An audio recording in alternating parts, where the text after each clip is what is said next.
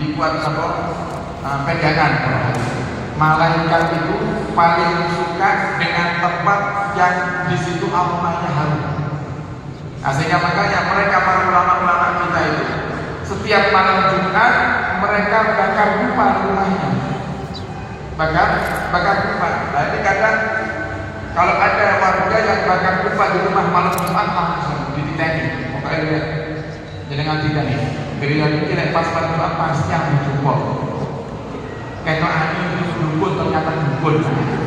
Udah dibahas pasal-pasal.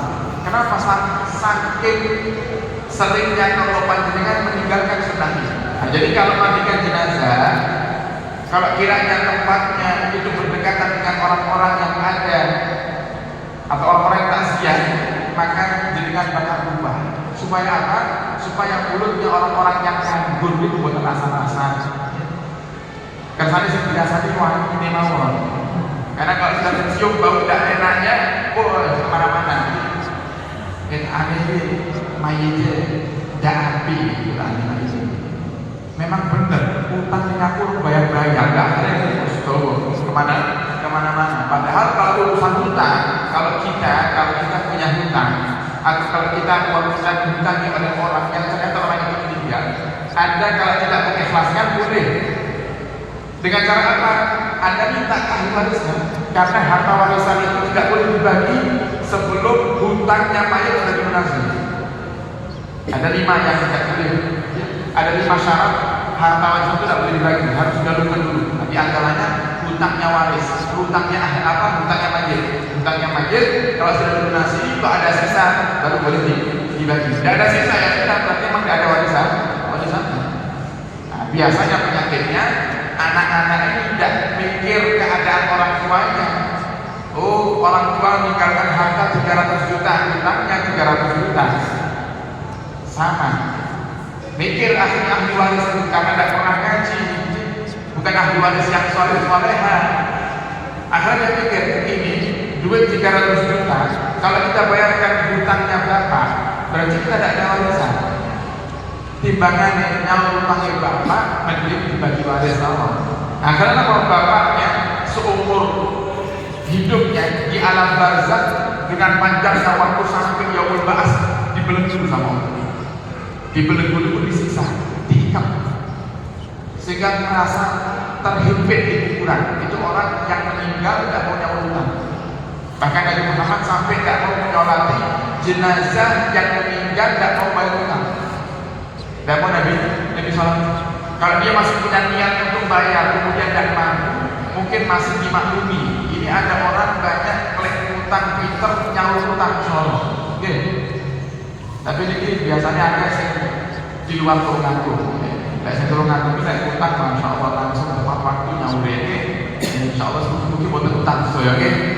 Insya Allah mungkin buat ada utang gara umat, oke. Mari umat insya Allah ada rezeki tidak sampai utang, amin. Ya Rabbal Alamin. Nah, kemudian Imam Anas bin Malik, Sayyidina Anas bin Malik beliau mengatakan di dalam makalahnya, Inna rajula la yablughu bi husni khuluqihi ala darajatin wa huwa ghairi adil wa huwa ghairu adil. Sungguhnya seorang ini mirip sama hadis Nabi tadi. Seseorang itu akan mendapatkan derajat yang tinggi nanti di akhirat, padahal dia bukan termasuk orang yang ahli ibadah, orang yang biasa-biasa saja. Wa yablughu bi husni khuluqihi asfala darkin.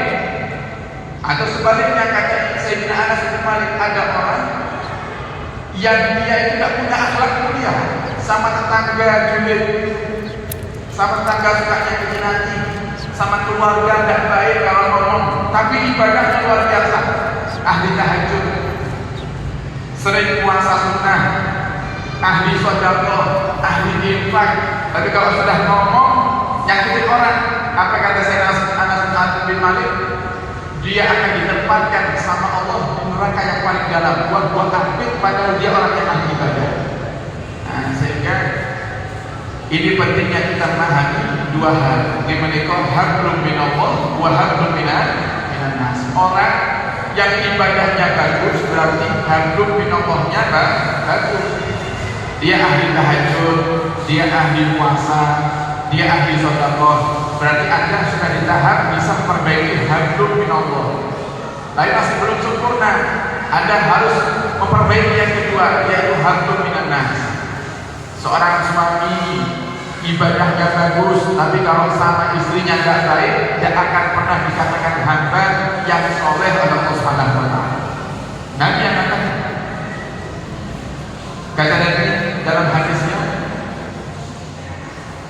la yahidul mar'ah illa la'i wa la yuzlimul mar'ata illa al-karim. Tidak menghinakan seorang wanita itu kecuali laki-laki yang hina, dan tidak memuliakan seorang wanita kecuali laki-laki yang mulia. Khairukum, sebaik-baik kalian, kata Nabi, khairukum li ahli, yang paling baik kepada istrinya, kepada keluarganya. Wa ana khairukum li ahli, dan akulah contoh orang yang paling baik kepada keluarga. Yang Nabi maksud adalah contohlah aku ini. Kalau kamu kepingin dikatakan suami yang baik, maka contohlah. Dari hadis ini bisa kita ambil kesimpulan, oh ternyata laki-laki tidak akan pernah dikatakan saleh kalau dia belum baik kepada pasangannya. Seorang istri tidak akan pernah dikatakan saleh kalau dia belum baik kepada suaminya. Sampai Imam Nawawi menghadirkan satu hadis Nabi dalam kitabnya Riyadhus Shalihin. Apa kata Imam Nawawi?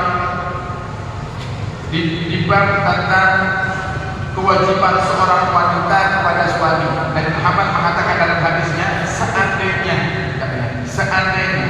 Allah izinkan manusia untuk sujud kepada manusia, maka niscaya orang yang pertama kali aku perintahkan untuk sujud kepada manusia adalah istri sujud kepada suaminya.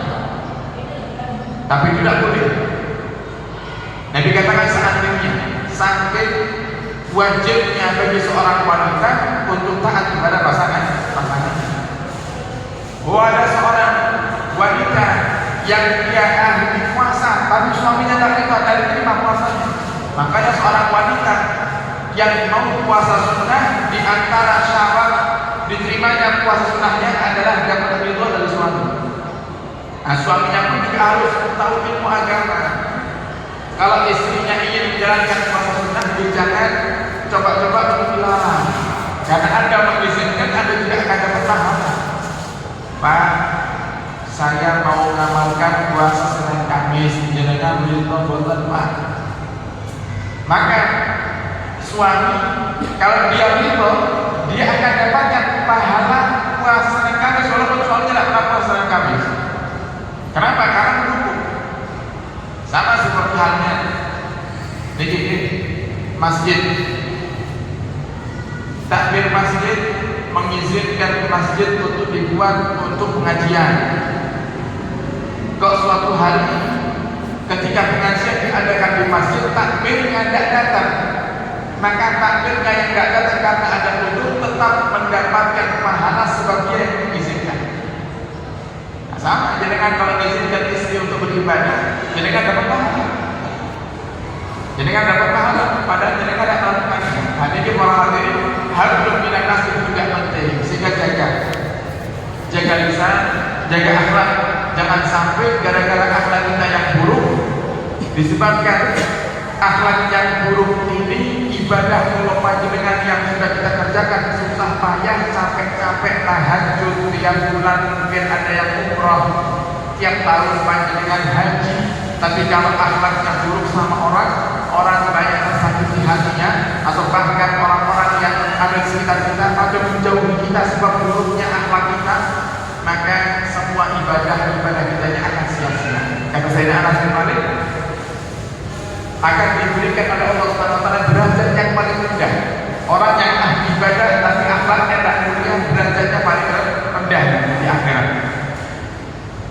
Wal Imam Al-Kanani beliau mengatakan at-tasawuf khuluq. Tasawuf itu adalah belajar akhlak, termasuk akidah yang dibenarkan. Ini yang digunakan oleh para ulama-ulama kita dari masa ke masa, termasuk di dalam organisasi Nahdlatul Ulama. dan banyak daripada majelis-majelis yang para ulama, para kiai, para habaib yang mereka berpegang teguh dengan satu-satunya akidah yang benar. Kenapa itu? Orang itu, Bapak Ibu, kalau dia ingin mendapatkan ridhonya Allah, harus ada 5 hal. Harus ada 5 hal. Yang pertama, Muslim. Yang pertama, Muslim. Dia baik, tapi dia tidak beriman kepada Allah, maka sia-sia. Yang kedua, akidahnya Ahlus Sunnah wal Jamaah. Kalau kita hanya membaca simpulan ini Muslim, Ahlus Sunnah wal Jamaah kurang. Karena sekarang ini banyak akidah-akidah yang mereka bukan Ahlus Sunnah wal Jamaah, tapi ngaku Ahlus Sunnah wal Jamaah. Jadi juga pegangan buat panjenengan, kalau ada laki-laki datang ke rumah panjenengan untuk meminang putri panjenengan, jenengan tanya akidahnya juga. Jenengan akidahnya nomor Ahlus Sunnah wal Jamaah. Alhamdulillah, berarti satu sudah terpenuhi. Kemudian jenengan tanya yang kedua, dari sisi ilmu akidah atau ilmu tauhidnya ikut siapa? Yang dibenarkan ada 2, yaitu Asy'ariyah dan Maturidiyah. Kalau mayoritas kaum muslimin di Indonesia pakainya Asy'ariyah, ilmu akidahnya pakainya Asy'ariyah, ilmu tauhidnya pakainya Asy'ariyah. Asy'ariyah itu seperti ikan kalau panjenengan hafalkan waktu masih kecil ngaji di TPQ, ngaji di madrasah mungkin wujud indah 20 sifat wajib bagi Allah, 20 sifat mustahil jaiz, termasuk juga bagi Nabi dan Rasul, itu adalah Asy'ariyah. Muslim, Ahli Sunnah wal Jamaah, kemudian Asy'ariyah. Yang ketiga bermadhab. Jenengan mau bermadhab lain, kalau ada laki-laki pemuda datang ke rumah untuk minang putri jenengan tanya madhab jenengan apa? Lain dia jawab, oh kula boten dalam madhab, pokoknya dari Al-Quran dan hadis.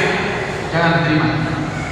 Tidak akan bisa kalau panjenengan mengamalkan daripada Al-Quran dan hadis kecuali dengan wasilah penjelasan para ulama. Dan hadis Nabi itu banyak, para hadirin. Hadis Nabi itu banyak, ini pentingnya kita bermadhab supaya tidak campur aduk. Ada di dalam madhab Maliki, jadi sedikit ilmu. Dalam madhab Maliki, bersentuhan dengan istri tanpa syahwat tidak batal wudu. Di dalam madhab Syafi'i, syahwat dan syahwat batal wudu. Dan semuanya Imam Malik, Imam Syafi'i punya dasar, punya dalil. Kalau kita berkata, oh saya tidak ikut imam madhab, saya ikut hadis, ini mana yang mau kita pakai? Berarti kan kita seenaknya sendiri pilih. Lek wayane kesentuh tidak bersih, mengatakan tidak batal. Lek boten kesentuh tidak bersih, saya katakan apa namanya batal kan? Jadi amburadul dalam mengamalkan ilmu amburadul, dalam membatalkan wudhu juga gitu. Ada madhab lain yang mengatakan makan daging onta itu batal wudhu. Dari madhab Syafi'i tidak batal wudhu. Mau makan apa saja, mau dengan makan ayam, bebek, daging sapi, kambing, onta, tidak batal wudhu. Sehingga kita perlu bermadhab supaya terarah. Madhab itu salah satu cara untuk kita beribadah supaya terarah. Kita ini ikut yang mana di pendapatnya. Nah, kita pakai madhab Syafi'i.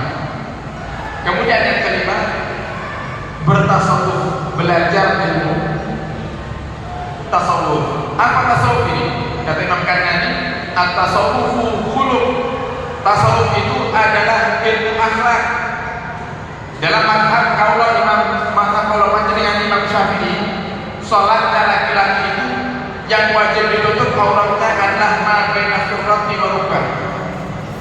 Aurat laki-laki dalam sholat yang wajib ditutup antara pusar sampai lutut.